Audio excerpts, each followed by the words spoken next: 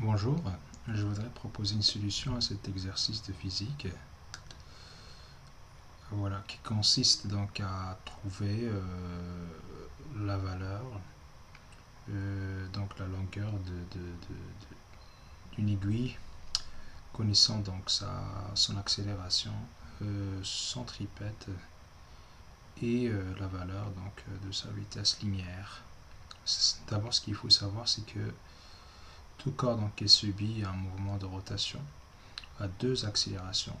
La première accélération, donc c'est une accélération centripète.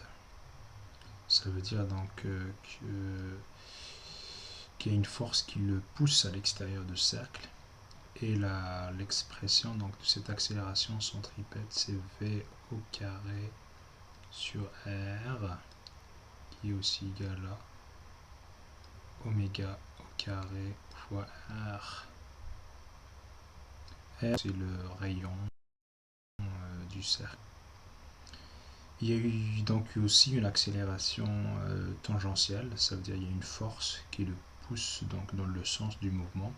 L'expression de cette accélération là, donc accélération qu'on va appliquer accélération tangentielle égale à donc la dérivée de la vitesse par rapport au temps.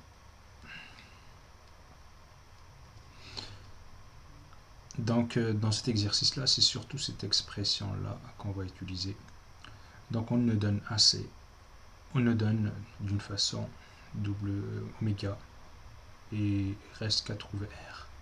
Donc d'après cette expression là, on peut ressortir l'expression de R égale à donc AC sur oméga au carré. Puis donc il reste qu'à faire l'application numérique. AC c'est bien donc 0,1 mètre par seconde. Donc on va écrire que AC égale à 0,1. Oméga, donc c'est la vitesse angulaire. Ils nous disent ici que l'aiguille fait un tour en 60 secondes.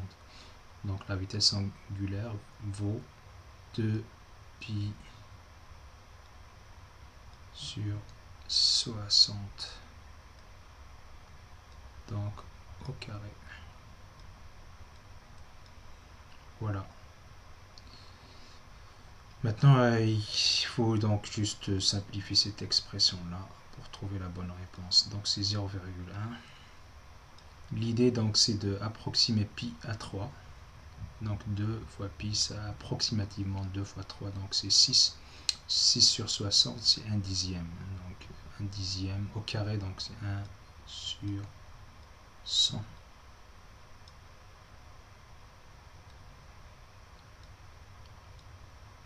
Puis donc on applique une formule mathématique qui veut que le rapport de deux fractions. Donc c'est la première fraction fois l'inverse de la deuxième. Donc on retrouve 0,1 fois l'inverse de 1 sur 100, c'est bien 100.